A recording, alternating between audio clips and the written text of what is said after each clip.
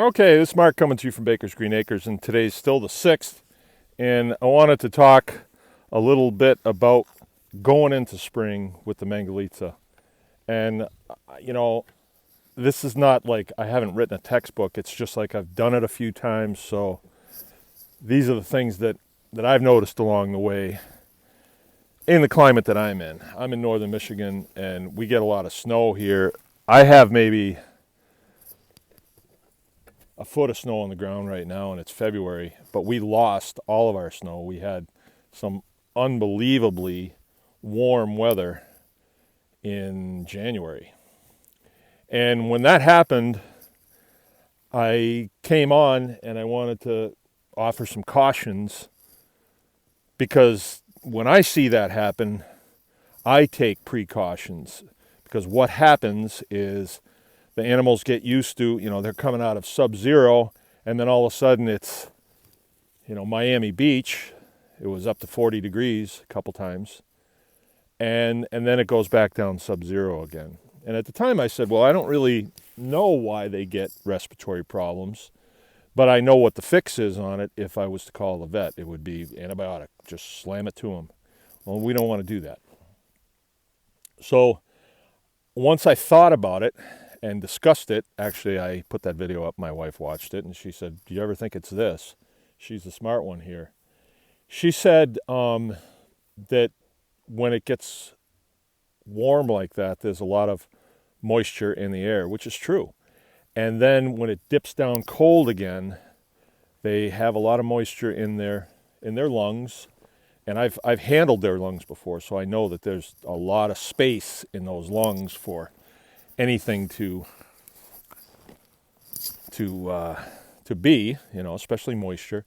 And it gets cold again, and sure enough, they'll have respiratory problems. So how did we, when I made that video, I said, here's one of the things that I've found that you can do, and it's help make the transition back to cold a little easier for them. And feed them green hay, which I do all the time anyway, and bed them really good for those first cold nights until I get used to it again.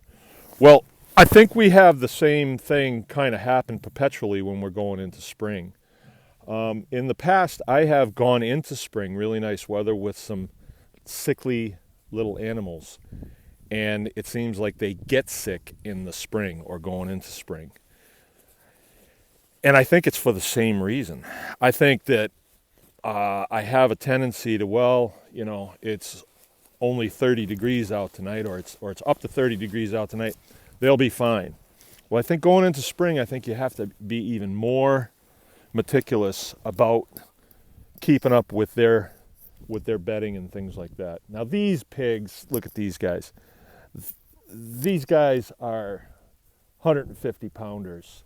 And look at how, bristly their hair is and how shiny they are.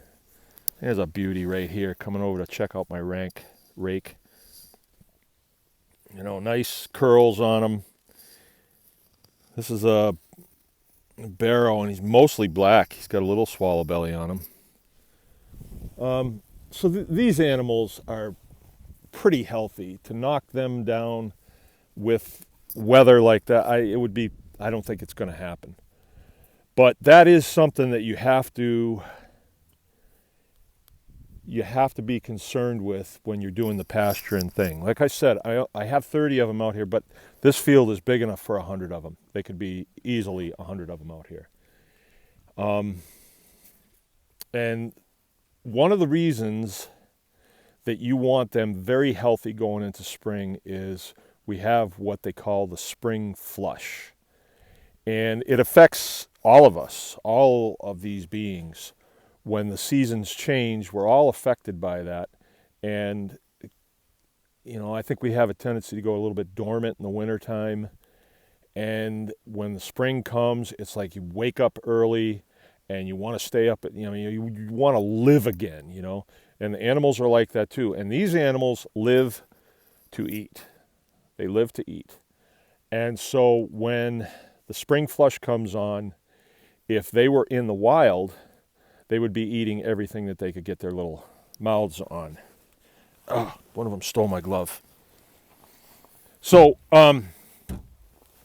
what the farmer wants to do is use that to his advantage. And this is something to consider when you're going to get your breeding program going. So right now I'm putting my boars in with my sows, and that will put my piglets on the ground end of April. All right. The mothers will start to really eat heavy end of April, beginning of May, then June. They're going to be after it.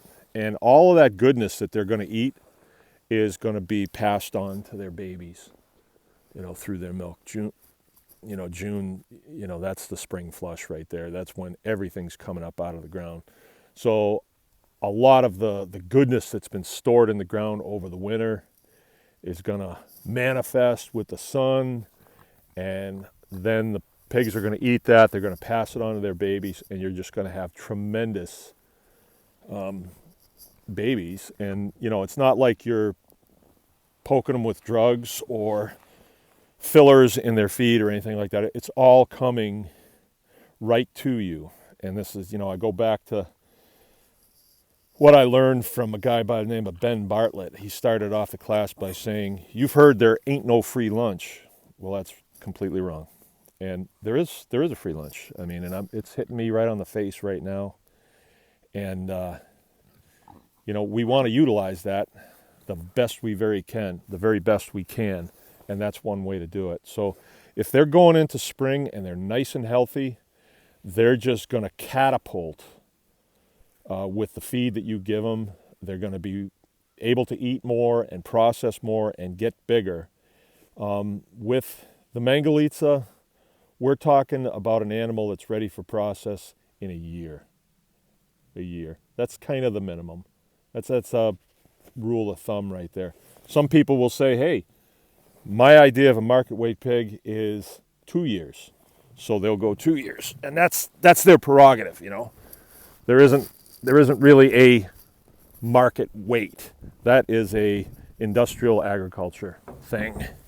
I started talking about that in another video, and then I got cut off. It's a real cold day, and my battery died. Let's see. I'm at 7 minutes and 38. I can talk about lots of things now. So going into spring too, and it's a lot for the farmer to start to think about. It is coming. I heard this morning, it was a blurb on the internet. It said, 30 days, are you ready? 30 days, that's not that long. Time will pass, and then everything that you can get done now, even though it's not great doing it, will give you more time for campfires in your off time when it is spring, and you won't have to be busting it in the spring. So get the stuff done now while you can, while you have plenty of time in the winter, and let's go into spring together on this.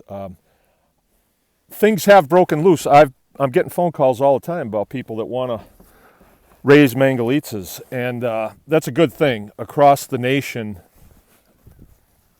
this is finally coming to fruition that we thought would have happened, years ago, but there was some bumps in the road. But now those bumps have been smoothed out, so now there's a way established for Mangalitsa to become a part of American lifestyle, charcuterie as well, with the Mangalitsa pig. So, time to get your farming on.